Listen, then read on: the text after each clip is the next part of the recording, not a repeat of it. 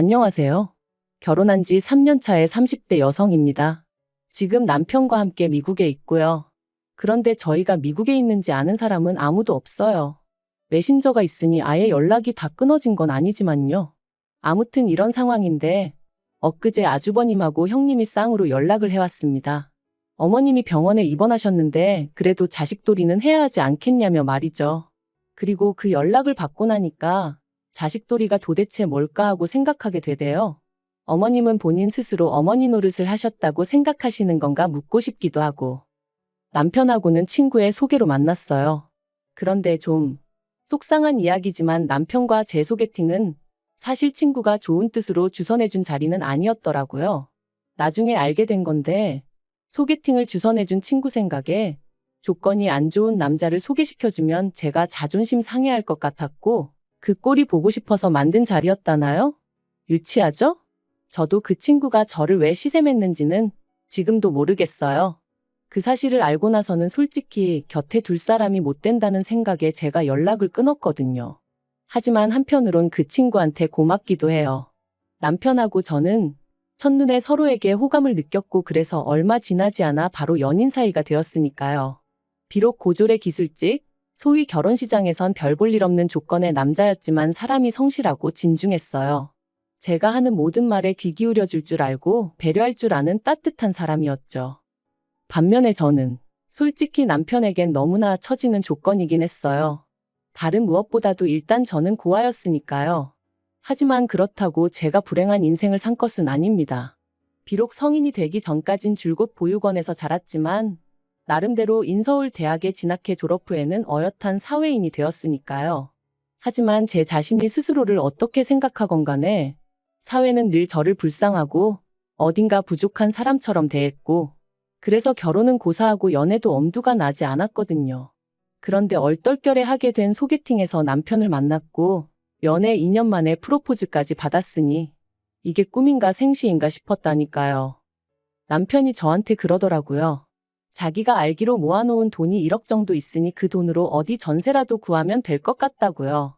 저 또한 악착같이 모아놓은 6천만 원 정도가 있었는데 그걸로 혼수도 하고 경차라도 한 대 사면 구색은 갖추고 살 수 있지 않겠나 싶었고요. 그리고 그 이야기만 나누었는데도 벌써 제 앞날에 꽃밭이 놓여진 기분이었어요. 나도 드디어 남들처럼 살 수 있겠구나 하는 생각도 들었고 하지만 프로포즈 받고 2주 만에 시댁에 정식으로 인사를 드리러 간 날 어딘가 조금씩 금이 가기 시작했습니다. 남편은 몸을 쓰는 기술직이었고 기숙사에서 먹고 자며 일을 했어요. 저랑 결혼해야겠다는 생각이 들 무렵부터는 정말 저 만나는 시간, 자는 시간만 빼고 일을 했다 했고요. 그리고 그렇게 번 돈은 전부 다 어머님이 관리해주고 계시다 했었는데 저는 그렇게 믿고 맡길 수 있는 부모가 있는 남편이 얼마나 부러웠는지 몰라요. 그리고 저도 결혼하면 시부모님을 제 부모님이다 여기고 뭐든지 믿고 맡기고 싶은 마음이었거든요. 하지만 인사를 드리러 간 날 어머님이 정말 별일 아니라는 듯이 일단은 들어와 살라고 하셨습니다. 남편이 그게 무슨 소리냐고 여기서 자기가 출퇴근을 어떻게 하냐면서 그냥 자기 돈을 달라고 하는데도 이런저런 핑계를 대시면서 일단은 합가를 하자는 식으로 말씀을 하셨죠. 그리고 결국 알게 된 사실은 충격적이었습니다. 남편이 근 10년간 벌어왔던 대부분의 돈을 아주버님한테 주셨다고 하셨거든요. 남편에게는 위로 3살 많은 아주버님이 있습니다. 남편 말로는 어려서부터 아주버님은 공부를 잘했고 자기는 공부 쪽에는 영 소질이 없었대요. 그리고 학업에 대한 미련이 많으셨던 어머님은 어려서부터 소위 공부머리가 있는 아주버님을 무척이나 아끼셨답니다. 갖고 싶다는 거 하고 싶다는 거 없는 형편에도 어떻게든 다 해주셨다는 거예요. 반면에 남편은 공부를 못하니까 그런 걸 바랄 자격이 안 된다면서 안 해주셨다는데 듣는 내내 제가 다 속이 상하더라니까요. 하지만 어쨌든 그러면 뭘 하나요? 서울대 의대를 간에어쩌네 했었다는 아주버님은 사수를 했지만 결국 서울대 의대는커녕 서울 안에 있는 대학도 가질 못했고 이후로 지방에 있는 모 대학을 졸업한 뒤 또다시 3년 만에 공무원 시험에 합격했다고 했습니다. 저희 남편이 고등학교 졸업 이후로 손에 기름때 묻혀가며 번 돈이 알고 보니 그렇게 다 아주버님 뒷바라지에 쓰였던 모양이었죠. 그리고 저는 그때 처음 남편의 눈물을 봤습니다. 원래 술, 담배도 못하는 사람인데 그날 제 앞에서 깡소주를 들이키며 엉엉 우는데 제가 이 사람을 지켜줘야겠다는 생각이 들더라고요. 그래서 결국 가진 거 하나 없는 사람이라는 걸 알게 되었지만 헤어지지 않았습니다. 오히려 더 보란듯이 결혼해서 같이 잘 살아봐야겠다고 생각했지요. 한편 결혼식이 다가오자 어머님이 예단 이야기를 꺼내셨습니다. 아무리 본거 없이 자랐다고 하지만 그런 것도 모를 수가 있냐면서 대놓고 무시하시기에 받는 게 하나도 없으니 예단도 못 드린다 했어요. 그랬더니 어머님이 그러면 당신은 물론이고 시댁 식구 아무도 결혼식에 못 가게 하겠다대요. 이때 이런 부모라면 차라리 부모 없는 내가 나을지도 모르겠다는 생각이 들더군요. 하지만 그것과는 별개로 비록 제가 말은 세게 했어도 저러다 진짜 아무도 안 오면 어떡하나 싶은 거예요. 가뜩이나 저도 하객이 얼마 없어 초라할 게 분명한데 남편까지 초라해질까봐 그것도 걱정이 되었고요. 그래서 결국 불량배한테 돈 빼앗기듯 예단 대신 현금 300만 원 드렸습니다. 그런데 어머님, 이걸로 가방 하나 못 산다며 어찌나 신경질을 내시던지 그때 어머님의 표정이 지금도 눈에 선해요. 그리고 정작 결혼식에 오실 땐 사이즈도 안 맞는 이모님 한복을 빌려 입고 오셔서는 저희 한번 안아주지도 않으시대요. 제가 있던 보육원 원장님과 저를 챙겨주시던 교수님이 아니셨다면 제 결혼식은 저에게 그저 눈물로만 남았을 뻔했어요. 그렇게 신혼생활을 시작하고 얼마 지나지 않았을 때였습니다. 어머님이 남편 돈을 다 써버린 걸 알게 된 이후로 당연히 남편은 더 이상 어머님께 돈을 맡기지 않았고 그렇게 경제권은 제 손에 넘어왔지요. 그런데 이를 이유로 어머님이 말 그대로 행패를 부리기 시작하셨어요. 연락도 없이 툭하면 저희 집에 찾아와 현관문을 발로 차셨고 이웃에게 미안해 문이라도 열어드리면 집안 내 작은 집기들을 집어던지며 돈 내놓으라 말 그대로 깽판을 치셨거든요. 어쩜 이런 어머님 밑에서 내 남편 같은 사람이 자랐을까 싶기도 하고 경찰을 불러도 가족 문제니 별달리 도와줄 수가 없다며 저희더러 어머님을 잘 달래서 내보내라 하니 결국 해결책이 돈밖에 없었어요. 그래서 매달 50만 원씩 드리는 걸로 가까스로 어머님을 달랬는데 그 50만 원이 알고 보니 아주버님네 애들 학원비로 들어갔더라고요. 저희는 당장 먹고 사는 게 빠듯해서 애는 꿈도 못 꾸는 마당이었는데. 그리고 이런 일들이 몇 번이나 반복되고 나니 아무리 제가 남편을 사랑한다고 해도 지치더라고요. 어떻게든 남편하고 똘똘 뭉쳐 보란 듯이 잘 살아보려고 했는데 이러다 내가 죽겠구나 싶었죠. 그래서 남편한테 이혼하자고 했어요. 어머님 때문에 더는 못 버티겠다고 차라리 혼자일 때가 나았다고 가족이 아니라 왼수라는 말이 이제 뭔지 정말 알겠다고요. 그랬더니 남편이 자기가 어머님을 버리겠다 하대요. 자기는 이제 저 없으면 안 된다면서 어머님 안 보고 살잡니다. 그런데 그게 말처럼 쉬운 일이 아니잖아요. 말 그대로 코딱지만한 땅덩어리에서. 그래서 아무리 남편이 안 보고 살자 해도 그게 그렇게 와닿지가 않았습니다. 그래서 천륜을 어떻게 끊냐 그냥 내가 물러나겠다 했는데 안 된대요. 자기가 어떻게든 방법을 찾겠다고 하더라고요. 그리고 그렇게 이혼 이야기가 오간 지 2달쯤 됐을 땐가 남편이 저더러 미국 가자입니다. 그래서 갑자기 그게 무슨 소리냐니까 남편이 일하는 회사에서 이번에 미국에 공장을 짓게 되었는데 남편더러 관리자로 가겠냐 하더래요. 그래서 그냥 무조건 가겠다고 했다면서 반년만 참아달라는 거였죠. 미국이라니 상상조차 못 해봤는데. 그런데 한편으론 남편과 처음 결혼을 약속했을 때처럼 뭔가 다시 밝은 미래가 보이는 기분이었어요. 인터넷을 찾아보니 못해도 10시간은 걸린다는데 그럼 어머님이 멋대로 찾아오진 못하시겠지 하는 생각도 들고 숨통이 트이는 기분이었죠. 그리고 올해 초 남편이 말했던 대로 저희는 미국에 나오게 되었습니다. 나오기 3주 전부터 조금씩 짐을 싸기 시작했는데 혹시나 어머님이나 아주버님네가 눈치를 채진 않을까 싶어 얼마나 조심스러웠는지 몰라요. 게다가 저도 스스로 좀 당황스러웠던 게 이렇게 가는 게 정말 맞는 걸까 하는 생각이 들더라고요. 지금이야 남편이 저 없으면 안 된다고 하지만 훗날 저 때문에 어머님하고 연 끊었다 저 때문에 형하고도 틀어졌다. 그렇게 저를 원망하게 되면 어쩌나 하는 걱정이 되었거든요.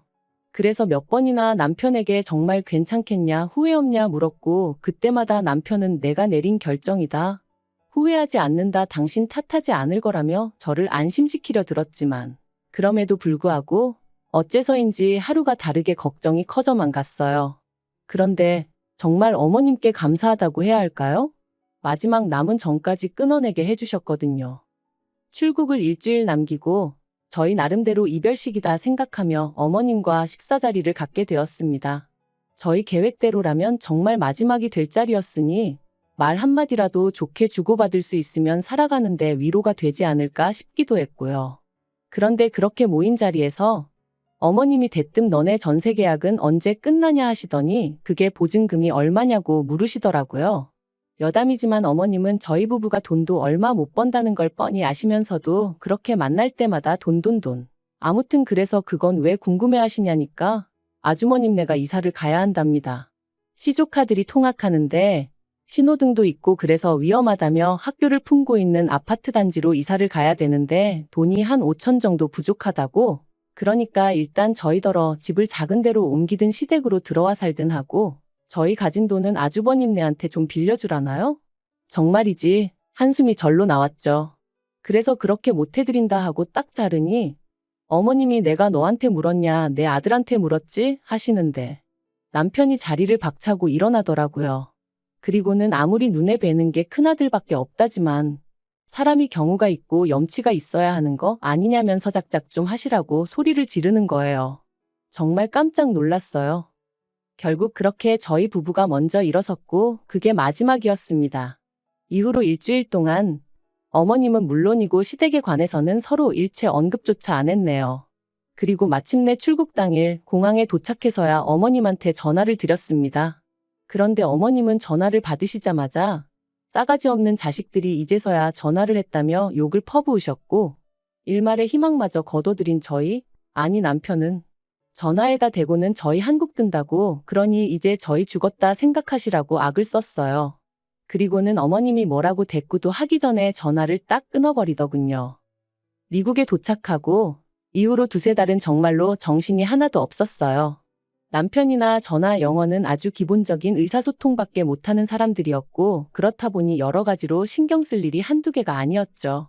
그런데 아이러니하게도 그 어느 때보다 즐거웠어요. 마치 처음처럼 저희가 원하는 것, 서로가 바라는 것에만 집중할 수 있었거든요. 싫은 소리가 오갈 일도 없었고요.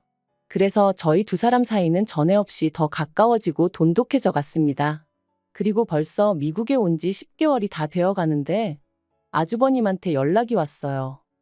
어머님이 쓰러지셨답니다. 원래도 당뇨에 고혈압이 있으셨고 그래서 제가 한국에 있을 때는 병원도 모시고 다니고 드시는 음식도 챙겨드리고 했었는데 제가 나오고 나서는 아무도 신경 쓰지 않았던 건지 아무튼 그래서 입원을 하셨다면서. 그런데 아주버님 말이 자기는 출근해야 되고 형님은 애들 봐야 하니 어머님 병간호 할 사람이 없대요. 그러니까 저희더러 어디에 있는지는 몰라도 일단은 한국에 와야 하지 않겠냐면서 이러다 어머님 잘못되시면 후회할 거라고 자식 도리는 해야 하지 않겠냐는 거였죠. 그리고 옆에서 가만히 듣고 있던 남편이 형이 간병인 불러드리면 되겠네 했습니다. 그랬더니 아주버님이야 우리가 돈이 어딨냐 하는데 남편이 욕 나오게 하지 말라고 어머니가 내 돈 다 형한테 갖다 바친 거 모를 줄 아냐고 형이야말로 사람이 돼서는 할도리는 좀 하고 살아라 그러더군요.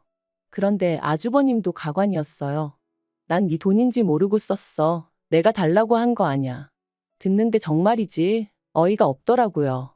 100번 양보해 저희 남편 돈이지 몰랐다고 치면 정말 어머님이 자기한테만 잘해주는 걸로 알고 받았다는 건데 그럼 이럴 때일수록 본인이야말로 더더욱 자식돌이 해야 하는 거 아닌가 싶었으니까요. 그리고 최소한 저희 남편한테 어찌됐든 미안하다 한마디는 하는 게 정상 아닌가요? 그래서 제가 남편더러 그만 얘기하라 했어요. 시간 낭비라고 인간 같지도 않다고요. 그리고 그렇게 전화를 끊고 저희는 둘 다 한참을 말없이 있었습니다. 남편은 씩씩대며 화를 참지 못했고 그런 남편을 보는 제 마음도 편치만은 않았으니까요. 무슨 말을 해야 할지 위로를 해줘야 하는 건지 같이 화를 내야 하는 건지 그조차 가늠이 되질 않았네요. 하지만 결론부터 얘기하자면 어머님을 뵈러 가지는 않기로 했어요. 아무리 부모 자식 간이라고 해도 서로 간의 믿음이라던가 추억이라던가 그런 게 있어야 하는데 남편이 말하길 자기가 아무리 생각을 해봐도 그런 게 없답니다. 그러니 자기도 더는 뭘 해드리고 싶은 생각이 눈꼽만큼도 안 들고 솔직히 말해서 어머님이 병원에 계시다는 이야기를 들었어도 별로 걱정이 되질 않는다대요. 오히려 그 일로 아주버님이 저러고 나오는 게 꼴보기 싫을 뿐이라면서. 그리고 저는 이런 이야기를 듣는 동안 그래도 제가 명색이 며느리인데 모자간의 관계 회복을 위해서라도 나서는 게 맞지 않나 하는 생각도 하긴 했습니다만 결국엔 안 하기로 마음먹었어요. 나선다고 누구 하나 좋은 소리 해줄 것 같지도 않고 설령 해준다고 해도 그거 듣자고 제가 또 스트레스를 받을 걸 생각하니 엄두가 나지 않았거든요. 물론 남편이 저랑 한마음 한뜻이기에 이런 결정도 내릴 수 있었던 거지만요. 아무튼 지금은 남편하고 알콩달콩 오순도순 잘 지내고 있고 그래서 살만 납니다. 그리고 저에게 딱 한 가지 소원이 있다면 앞으로도 지난 2년, 지난 세월은 있고 지금처럼만 행복하게 지낼 수 있으면 좋겠다는 것뿐이에요.